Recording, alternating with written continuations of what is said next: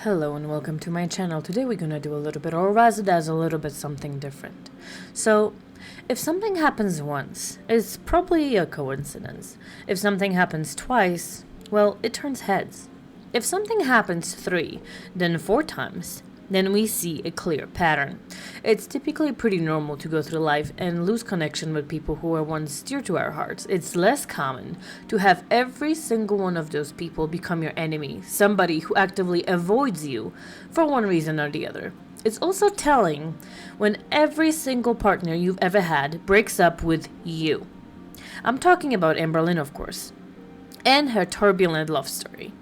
This woman falls in love faster than I can say beanbag in a hurry, yet professes her underlying love to each and every one of the women she targets. She seemingly falls in love after a week of the worst breakup of her life, where her whole life is at a whole crossroads, her heart is in a million pieces. One begins to question how genuine her feelings for people really are. She professes pure love and says that she wants to marry them. Yet, it's pretty difficult to imagine that a breakup of the long-term relationship would have you move on within days. I certainly don't think it's normal or healthy for anyone involved. Amberlynn admitted that Jade, wifey, went completely no contact with her. Jade was hurt that Amberlynn allegedly fell in love within a week of their breakup. I would assume Jade felt that the relationship was meaningless to Amber, that all the time they've invested was invalid. After all, how much can you love somebody if you're ready to move on and actively seek another person? Maybe Amber did this to make Wipey jealous. Maybe there was no one at all and she lied. Maybe there was, and then which makes the situation even more cruel and outrageous. But today I wanted to have a big look at the history of Amberlynnreid in regards of moving on and dumping girlfriends left and right. So the answer is no, but I really hurt her after we broke up by falling in love with someone else. I hurt her a lot and I take accountability. I obviously just could not control falling in love with someone else. I very much fell in love. I did. And it just was really hard for her, and it became hard for me, and it became a very big mess. And it just really went to show like how much she did love me, and I felt horrible, and I tried to fix it, but I kept failing at fixing it, and it made it to where she doesn't even want to continue being my friend. So I went through like a whole separate heartbreak in private. Like, I just feel like I'm reliving the heartbreak just a million times over. We were cordial for a bit after she left. We would text. Then, like, almost daily, I would text her, like, I love you, I miss you, because I just felt like I needed her to know. And I needed her to know that I was sorry that I hurt her. I talked it over with a friend, and they said, I think it's time that you just, like, respect her and stop contacting her, and it's been really hard. This is gonna sound dumb to some people, but I am on day 5 of not contacting her, and I know. Alright, so here I wanted to address a couple of concerns that Amberlynn would never address. First one is that allegedly Feline is poly, right? So she should be the person that really truly understands that you can fall in love with 2, 3, or more people at the same time, because that's kind of the concept, I believe. And why is she upset? Especially right after they broke up already anyway, and Feline was the one who initiated the breakup. And in my humble opinion, that could be used as an excuse to just no longer to chat to Amberlynn and just say, hey, this really hurt my feelings, I don't want to talk to you, whatever. I mean, to be fair, as I said in the intro, it would really freaking stink. It would hurt so bad if your partner moved on within a week. Doesn't matter if you're poly or not, but that's just my personal opinion. So that's one thing.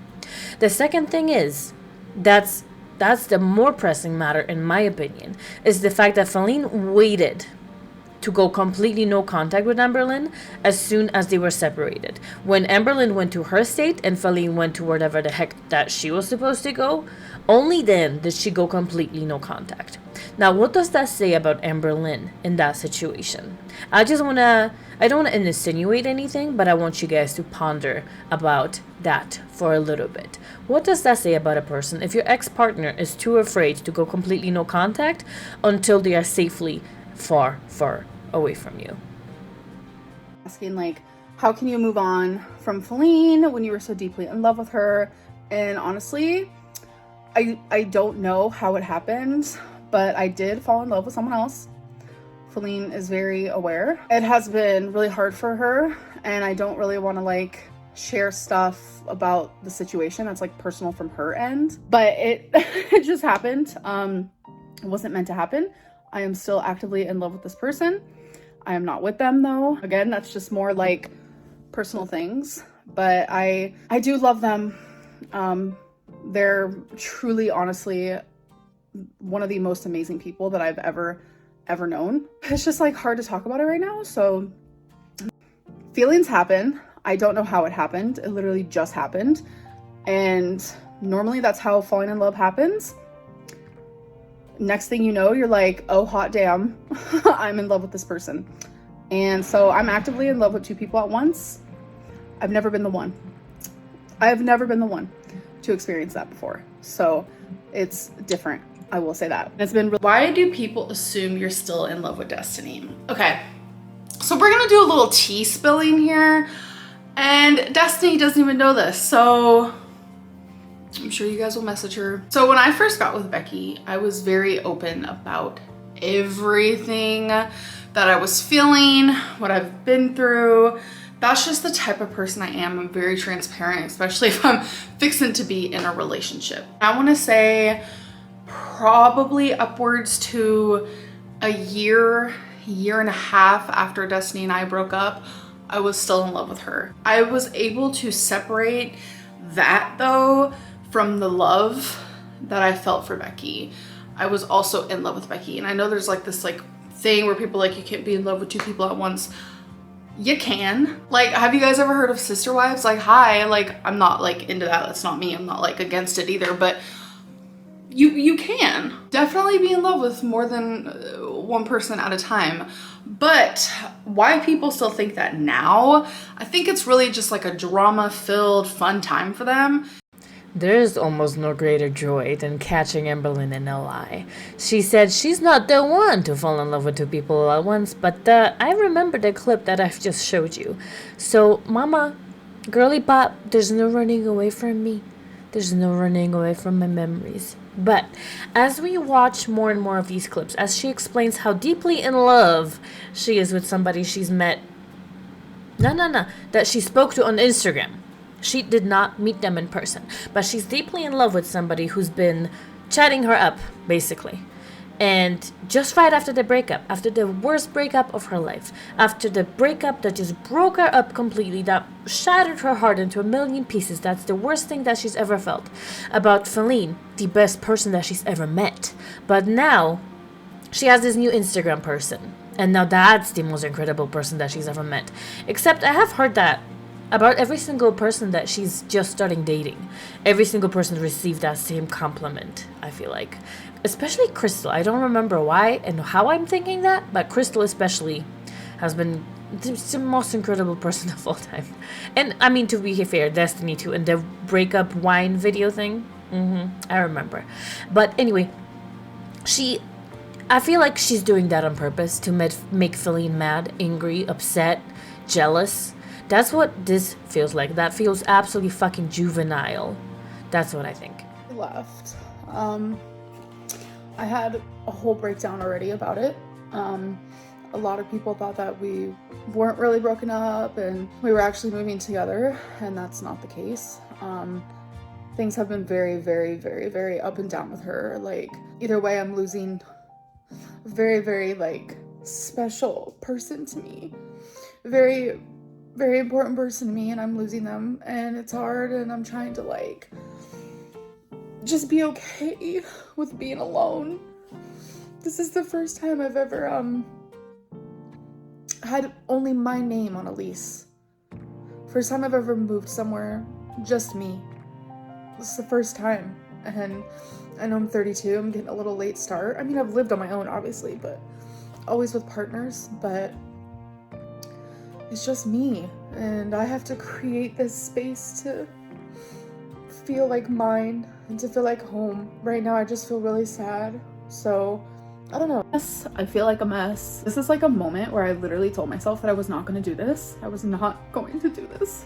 Like, the truth is, as the time goes on and I am losing more and more of like the two people that I love, which is such a weird concept that like you can love more than one person at a time, because like I really never believed that you could, but truth is you can. And it's just like the more I lose them and the more time goes, like I just feel so broken. And I go out and I do things and I try to distract myself the best that I can, and then I come home and I am just hit with like loneliness, and all of my thoughts, all of them, and all of my feelings are just like heightened and just there for me to listen to and for me to feel. And I just don't like it. It is literally torture. I feel like I'm being tortured because it's like it's that type of like loneliness and that type of pain where it's like a lump in your throat and your chest is super heavy and you just like feel like you're gonna spiral. Like that's how it feels. I just don't know how to be alone. I don't. And I'm coming to terms with that more than like ever. Like, in this situation, I'm going to assume that the true love Instagram best person that she's ever met on Instagram has been real and it's not a lie. That's what I'm going to assume for the sake of the argument. As you can see, it's something that we've been telling Amberlynn for literally years. She's been jumping from one relationship to the other, and she's never had a substantial break from either one of her partners, if we're being honest, because she was still living with Crystal when she started talking to Destiny. And she just barely broke up with Destiny, and she had a lot of hope that they would still get back together, and so she was holding out a little bit. But ultimately, she started chatting up Becky like really, really soon. And of course, every single one of these people were the absolute love of her lives. And then, after she was done with Becky, she was in a new relationship within a month, I believe. I think a month or two, Feline was already moved in with Amberlynn. And then Feline just broke up with Amberlynn, and within a week, she claims she's in love again.